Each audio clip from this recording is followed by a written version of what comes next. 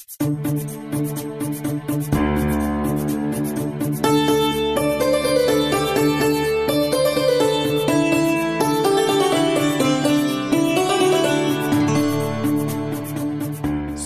स्थानीय सरकार, दिगो विकासको हकदार, हाम्रो पालिका राम्रो पालिका। नमस्कार, रेडियो कार्यक्रम हाम्रो पालिकामा तपाईंलाई स्वागत छ। म उषा तामाङ अनि म राजन रुचाल। CIN मार्फत सामुदायिक रेडियोबाट देशैभरि CINखबर.com र मोबाइल एप CINमा पनि चाहेको बेला विश्वभरि नै कार्यक्रम हाम्रो पालिका सुन्न सकिन्छ।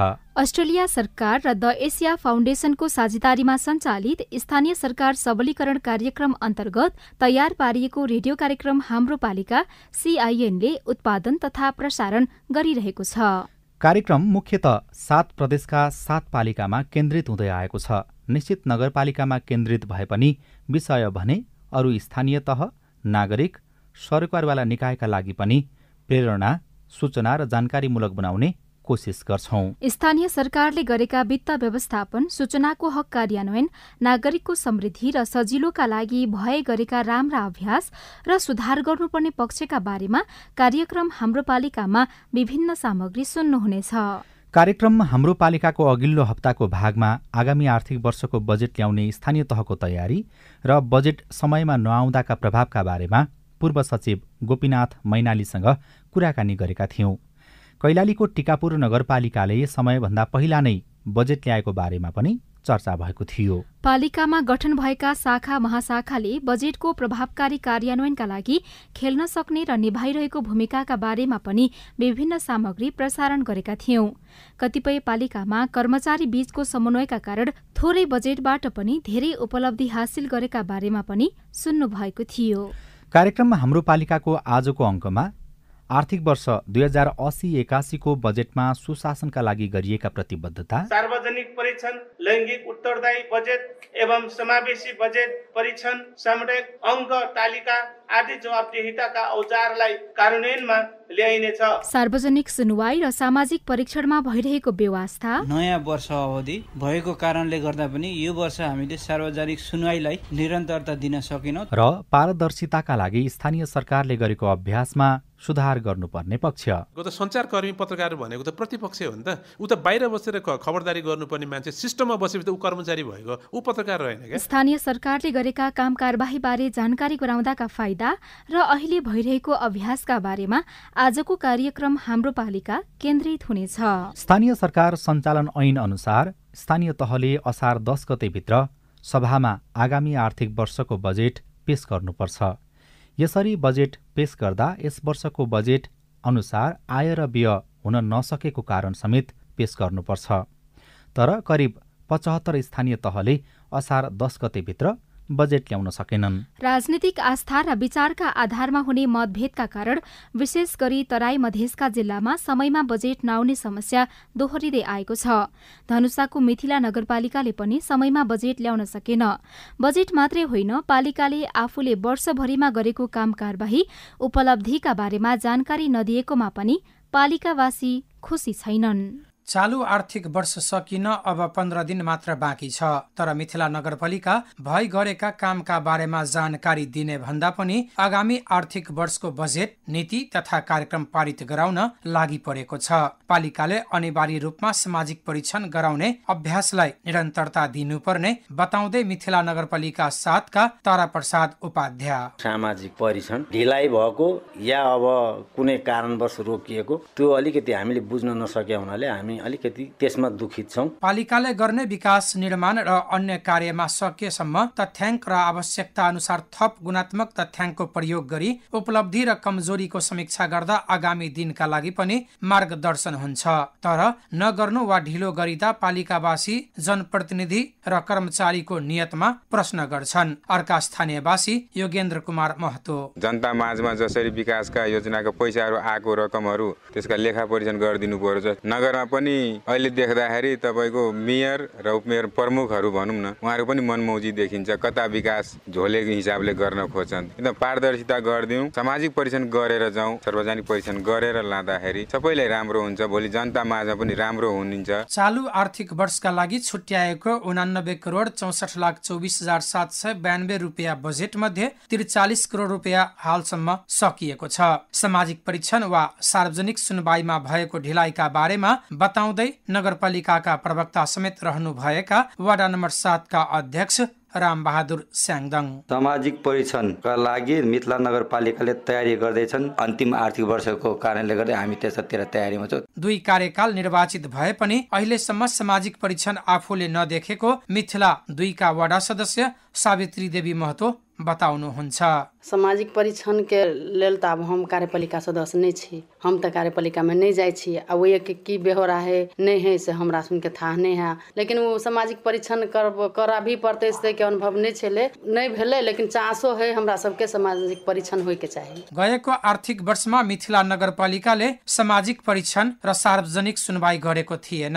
आफूले गरेका कामका बारेमा गौरवका साथ जानकारी दिने माध्यम सार्वजनिक सुनवाई भए पनि मिथिलामा भने करकापमै गर्नुपर्ने बाध्यताका रूपमा जनप्रतिनिधिले लिने गरेको पालिकावासीको गुनासो छ। विनोद महतो, CIN रेडियो स्वागतम, धनुषा। कैलालीको टिकापुर नगरपालिका, सुर्खेतको वीरेन्द्रनगर नगरपालिका, पाल्पाको तानसेन नगरपालिका, स्याङ्जाको वालिङ नगरपालिका, दोलखाको भीमेश्वर नगरपालिका, झापाको दमक नगरपालिकाले भने आगामी आर्थिक वर्ष 2080-81 को बजेट समयमै ल्याएका छन्।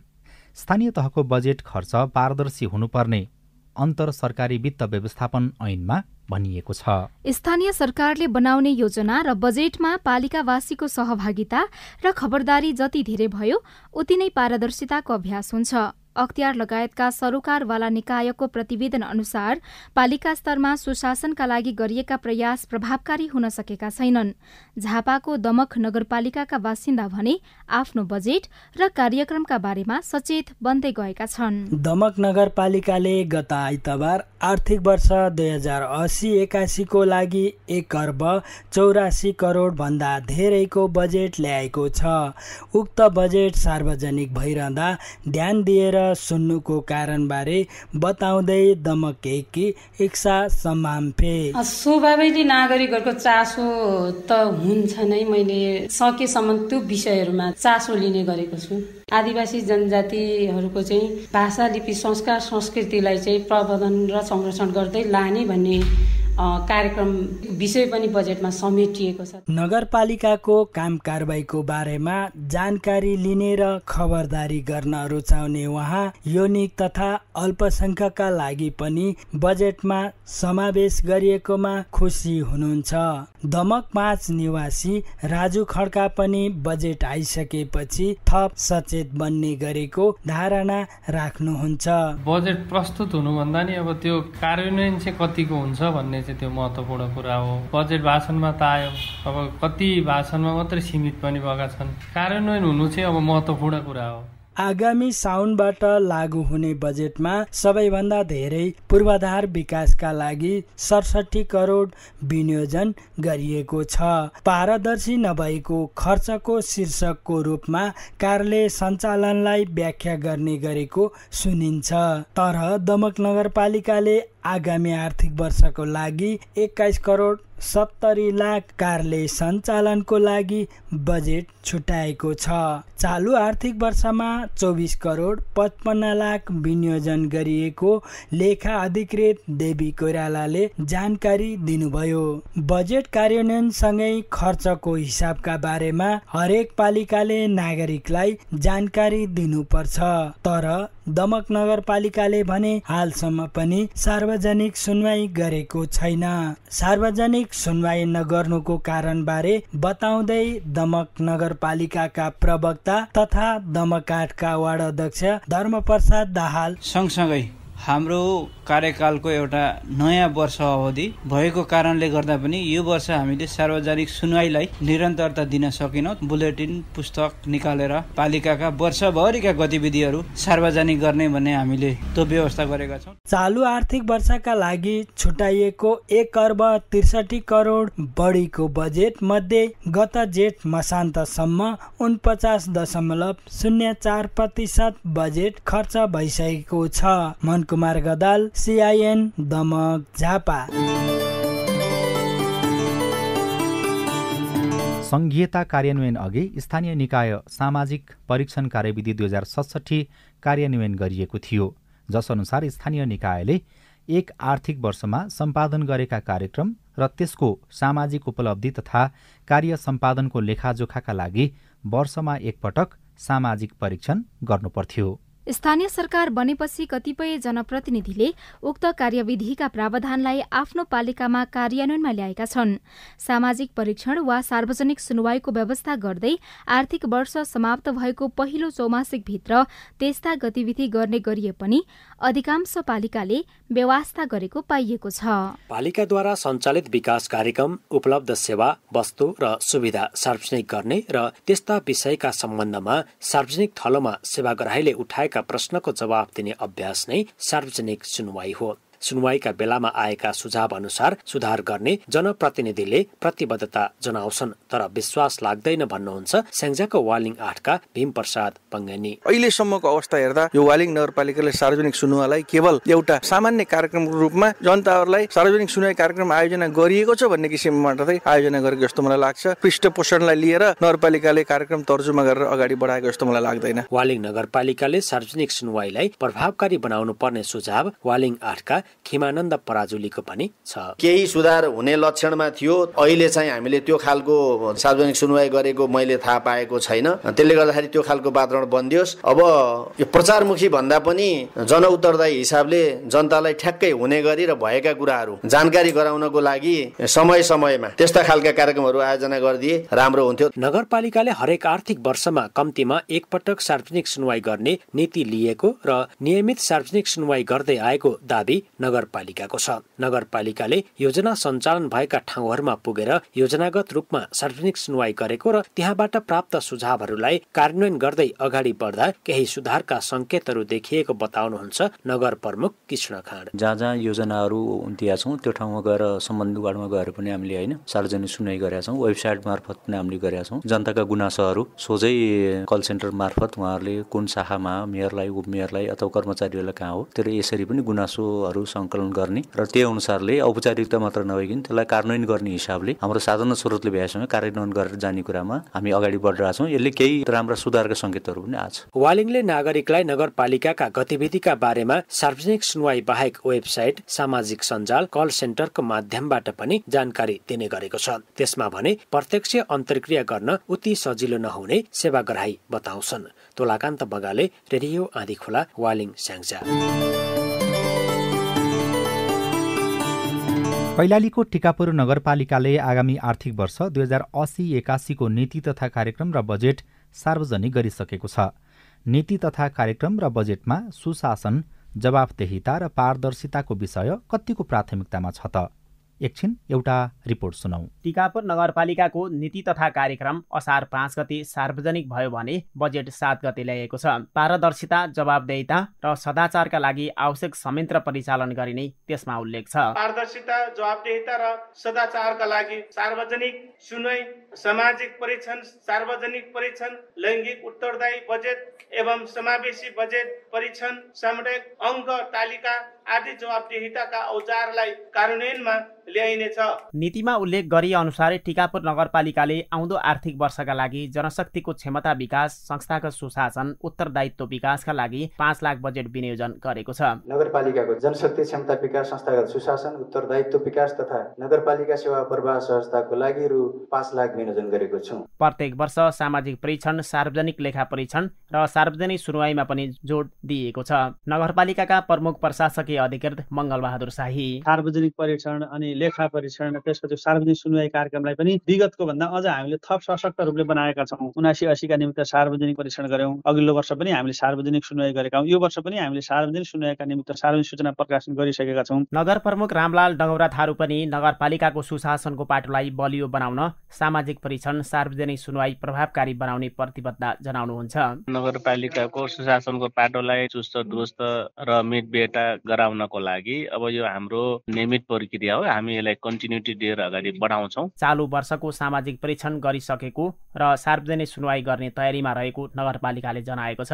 आगामी आर्थिक वर्षको बजेटमा सुशासन र उत्तरदायित्व निभाउने सन्दर्भमा भएका व्यवस्था कस्ता छन्? स्थानीय सरकारका अध्ययता टिकापुर बहुमुखी क्याम्पसका सहप्राध्यापक मीन बहादुर शाही। सोशल अडिटले 2-3 वटा सुझाएका कुराहरू यस वर्ष चाहिँ यो नीतिहरू चाहिँ क्षेत्रगत रूपमा छुट्टिएर आएको छ। यो एउटा राम्रो पक्ष छ। टिकापुर नगरपालिकाका केही सुशासनसित सम्बन्धित जो विगतका वर्षहरूमा जुन अभ्यासमा थिए तिनीहरूलाई चाहिँ निरन्तरता दिने भनेको छ। नीतिमा केही कुरा आए पनि कार्यक्रममा नीतिलाई सम्बोधन हुने गरी उल्लेखनीय बजेटले चाहिँ त्यति सम्बोधन गर्न सकेको चाहिँ मलाई जस्तो लागेन। टिकापुर नगरपालिकाले सार्वजनिक सुनवाईका लागि केन्द्र स्तरबाट 2 लाख र वडा नम्बर 1 ले 40,000 रुपियाँ बजेट समेत विनियोजन गरेको छ। Ishwar Saud, CIN, Tikapur FM, Kailali. स्थानीय सरकारले सञ्चालन गर्ने कार्यक्रम, आयोजनाको लक्ष्य, उद्देश्य, बजेट तथा यसबाट प्राप्त नतिजा, उपलब्धि र खर्च आदिको बारेमा जानकारी दिन कतिपय पालिकाले सार्वजनिक सुनवाईका नाउँमा भेला गर्दै आएका छन्। स्थानीय सरकार आएको 6 वर्षमा पहिलो 5 वर्षे कार्यकाल जनप्रतिनिधिले पूरा गरिसके भने दोस्रो कार्यकालका लागि आएकाको 1 वर्ष सकिसकेको छ। यसबीचमा पालिकाको उपप्रमुख र प्रमुख भूमिकामा काम गर्ने मध्येमा सुर्खेतको वीरेन्द्रनगर नगरपालिकाका प्रमुख मोहनमाया ढकाल पनि एक हुनुहुन्छ। बजेटको पारदर्शिता, सामाजिक परीक्षण र सार्वजनिक सुनवाईको सन्दर्भमा गरिएको व्यवस्था र चलाइएको अभ्यास कस्तो रह्यो, यो विषयमा उहाँको अनुभव सुनौ। वीरेन्द्रनगर नगरपालिकामा हुने सामाजिक परीक्षण र सार्वजनिक सुनवाईहरूबाट धेरै कुराहरू आउने गर्छन्। जस्तो हामीले सामाजिक परीक्षण गरिरहँदा तेस्रो पक्षबाट वीरेन्द्रनगर नगरपालिकाको नीति, कार्यक्रम, योजना के छ र त्यसमा बजेट व्यवस्थापन के छ र पालिकाले आफूले विनियोजन गरेको बजेट, नीति, कार्यक्रमलाई प्राथमिकता दिएर गरेको छ अथवा प्राथमिकता अन्यत्र तोकेको छ भन्ने कुराहरू पनि हेरिन्छ। र अहिले सामाजिक परीक्षणबाट हामीलाई के एउटा सुझाव छ भने नगरपालिकाको नीतिहरू चाहिँ धेरै पनि छ, राम्रो पनि छ, तर बजेट व्यवस्थापन पालिकाले त्यो अनुसार गरेको भए अझ राम्रो हुन्थ्यो भन्ने कुरा पनि छ।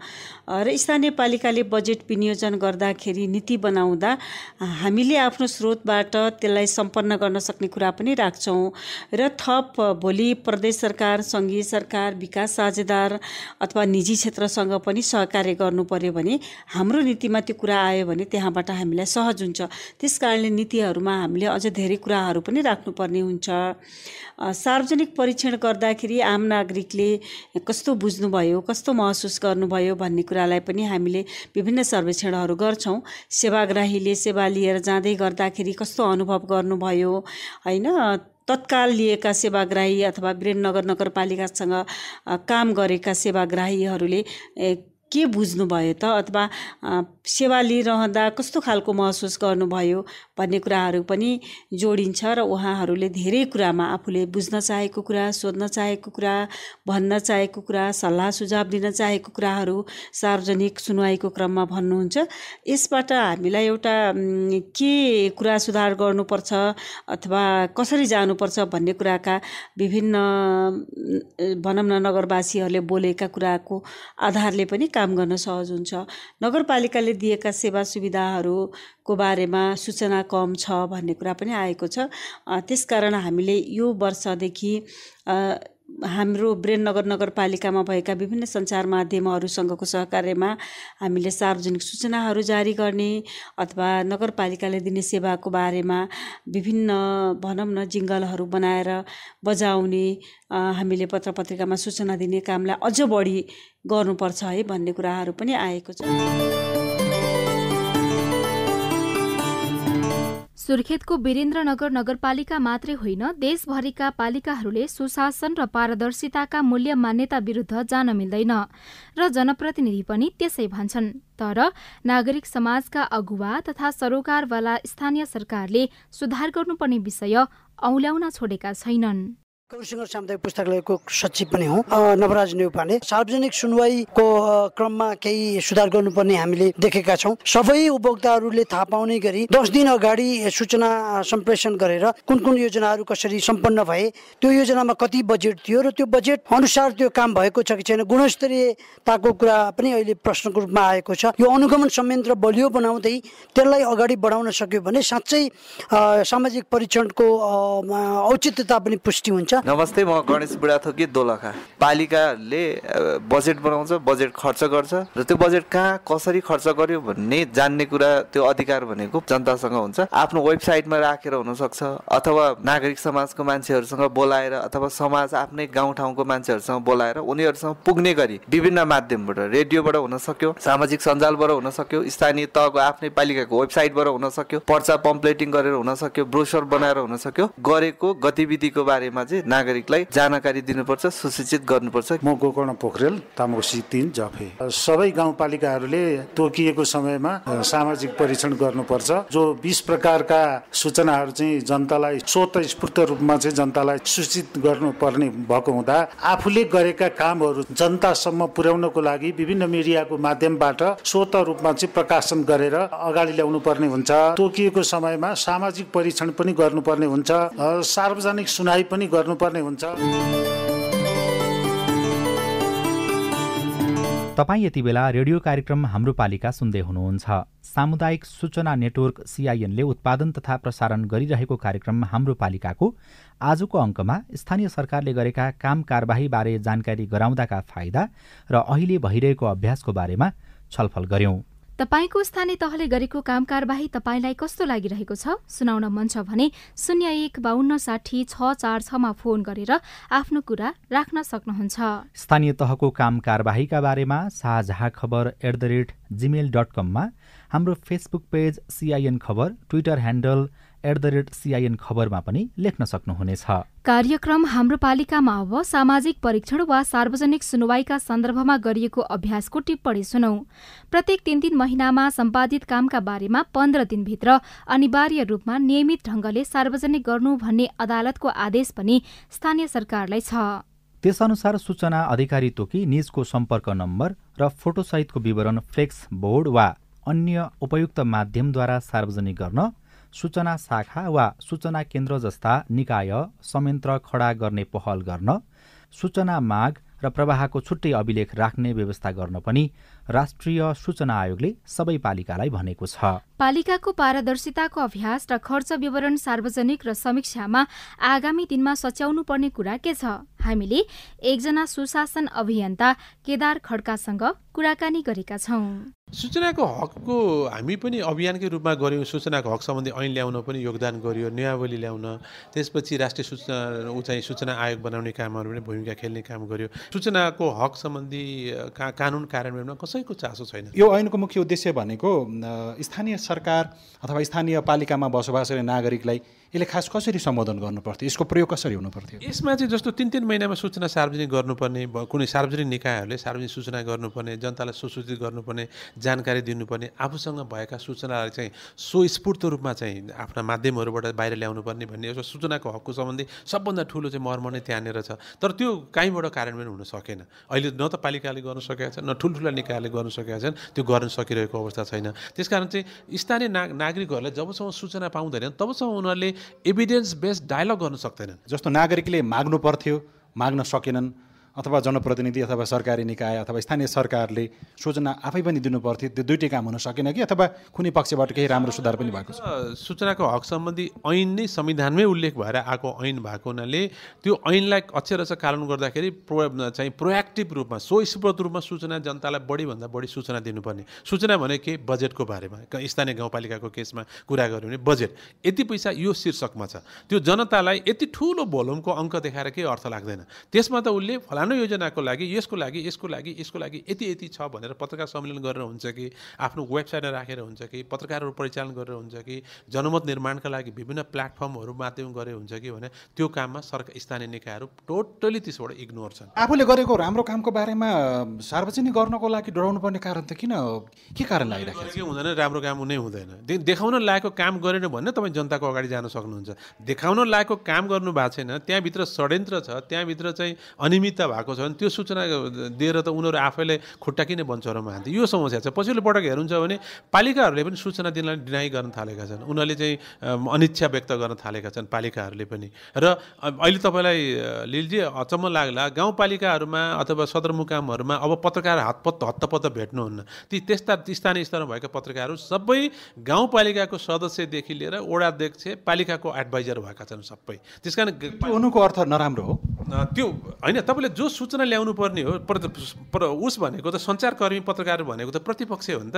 ऊ त बाहिर बसेर खबरदारी गर्नुपर्ने मान्छे, सिस्टममा बसेपछि त ऊ कर्मचारी भएको, ऊ पत्रकार रहेन क्या। अहिले तपाईँ हेर्नुहुन्छ भने गाउँको हरेक गाउँको भ्रष्टाचारको अनियमितताको सूचना त्यो गाउँमै किल हुन्छ त्यहाँ आउँदैन। तपाईँलाई लाग्ला सञ्चारकर्मीले खुब ठुलो काम गरेका छन् भन्नु लाग्ने होला, ती सबै एडभाइजर भइसकेका छन्। अपवाद बाहेक सबै एडभाइजर छन्। केही न केही पालिकाहरूबाट सोत्तो लिएर आफ्नो जीविकोपार्जन गर्ने भूमिकामा उनीहरूलाई पुर्याएका छन्। त्यसै पत्रकारहरूलाई मैले दोष दिन्न। जुन पालिकाका मान्छेहरू छन्, जो चल्ता पुर्जा केटा बाहिर निस्किन्छ पत्रकारिता गर्छु भनेर आउँछ, उसलाई त्यहाँबाट एडभाइजर बनाइदिइहाल्छ, अथवा केही न केही तरिकाले गलत अभ्यास उसलाई अभ्यस्त गराइसकेपछि सूचना तपाईँले पाउनुहुन्न। तर यो बिचमा पनि त राम्रो गरिराखेको पालिकाले राम्रो काम गरेको छ, त्यो सार्वजनिक गर्नुपर्छ भनेर लागिराखेका केही पालिकाहरू त देखिन्छन्। फेरि सातै प्रदेशमा पनि यो सङ्ख्या अझ बढाउनको लागि सूचना दिने सन्दर्भमा प्रतिस्पर्धा गर्न सक्दैनन् पालिकाहरूले, जनप्रतिनिधिहरूले। देखाउनु पर्ने हो, किन मोरल पालिका देखाउनु पर्ने हो नि त, होइन? जस्तो तपाईँको उसको चाहिँ सोलुखुम्बुको नेचा सल्यान गाउँपालिकाको हामीले नाम लिन्छौँ। सबैभन्दा पहिले उनीहरूले बनाउनु पर्ने कानुनहरू सबै कानुन बनाएर उनले सोसल उसमा राखे, आफ्नो वेबसाइटमा राखे, र धेरै पालिकाहरूले त्यसको अनुकरण पनि गरे, होइन? एउटा उदाहरण मात्रै लिएको मैले। त्यस्ता केहीहरू छन्। तर सुशासनको मामलामा त अहिले नेचा सल्यानले कसरी गरेको छ, कानुन त बनायो, वेबसाइटमा पनि राख्यो, कार्यान्वयन भएको चाहिँ मैले हेर्न भएको छैन। फेरि जनप्रतिनिधिहरूलाई तपाईँको यो सन्दर्भमा जस्तो सार्वजनिक सुनवाई पनि गर्नुपर्छ, स्थानीय सरकारले के काम भयो भनेर त्यो सम्बन्धित योजना स्थलमा अथवा नागरिकहरूलाई सेवाग्राहीलाई जम्मा गरेर त्यो पनि खासै त्यति धेरै भइराखेको पनि देखिँदैन। यसमा सुधार गर्नको लागि पालिकाको अध्यक्ष को छ भन्ने हो कि त्यहाँको सूचना प्रमुख अथवा को छ सूचना अधिकारी, त्यसले निर्भर गर्ने कुरा हो कि प्रमुख प्रशासकीय अधिकृत को छ भन्ने कुराले निर्भर गर्ने हो? सुधार गर्नुपर्ने ठाउँहरू बुँदाहरू के छ? सबभन्दा राम्रो त पालिकाको अध्यक्षले गरिदियो भने सबभन्दा राम्रो हुन्छ, किनभने राजनीतिक नेतृत्वले गर्यो भने त सबै कुरा त प्रशासनले त व्यवस्थापन गरिदिनै हाल्छ।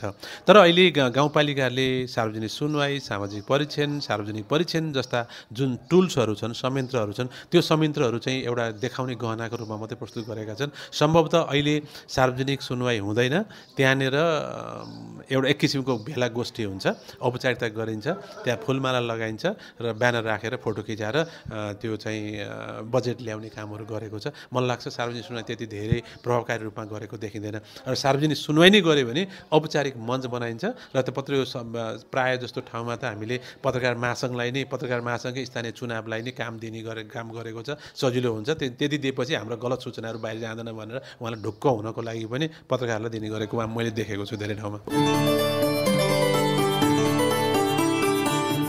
नागरिकले कर मार्फत तिरेको रकम सहित बनाइएको बजेट र छुट्याइएको रकम त्यो के क्षेत्रमा खर्च भएको वा नभएको बारेमा जानकारी लिन दिनको लागि सामाजिक परीक्षणको अभ्यास प्रभावकारी थलो हो। तर त्यस्तो अभ्यास प्रभावकारी रूपमा गर्ने भन्दा पनि औपचारिकतामा सीमित हुने गरेको गुनासो आउन छाडेको छैन। चालु आर्थिक वर्ष सकिन 15 दिन मात्रै बाँकी रहँदा केही अपवाद बाहेकका पालिकाले सार्वजनिक सुनवाई गर्न सकेका छैनन्। कतिपय पालिकाले एकै व्यक्ति वा संस्थालाई हरेक वर्ष सार्वजनिक सुनवाईको जिम्मा दिँदा प्रश्न पनि उठ्ने गरेको छ। अनि आन्तरिक विवादका कारण समयमा बजेट ल्याउन नसकेका पालिकाहरूले बनाउने बजेट र त्यसको कार्यान्वयनका सन्दर्भमा पालिकावासी झनै सचेत हुनुपर्छ, किनकि योजना र रकम छुट्याउँदा भागबण्डा गर्नेहरूले कार्यान्वयनमा अनियमितता गर्न सक्ने सम्भावना धेरै हुने विज्ञहरूले बताउने गरेका छन्। यिनै सार समेटिएका विभिन्न सामग्रीसँगै तपाईँ हाम्रै घर दैलोका स्थानीय सरकारको बारेमा छलफल गर्ने रेडियो कार्यक्रम हाम्रो पालिकाको आजको अङ्कबाट भने विदा लिने समय भएको छ। तपाईलाई तपाईको पालिकासँग केही सोध्न, भन्न, जान्न, बुझ्न वा समस्या सुनाउन मन छ भने टेलिफोन नम्बर 01 52 60 646 मा फोन गरेर दिइएको निर्देशनअनुसार रेकर्ड गराउन सक्नुहुनेछ। फेसबुक पेज CIN खबर, ट्विटर ह्यान्डल @CIN खबरमा पनि लेख्न सक्नुहुन्छ। प्राविधिक साथी सुभाष पन्तलाई धन्यवाद। रेडियो कार्यक्रम हाम्रो पालिकाको आजको अङ्कबाट सहकर्मी साथीहरू ईश्वर साउद, विमला गिरी, तोलाकान्त बगाले, बुना घिमिरे, विनोद महतो, मनकुमार गदाल सहित हामी सबै विदा भयौं। नमस्कार।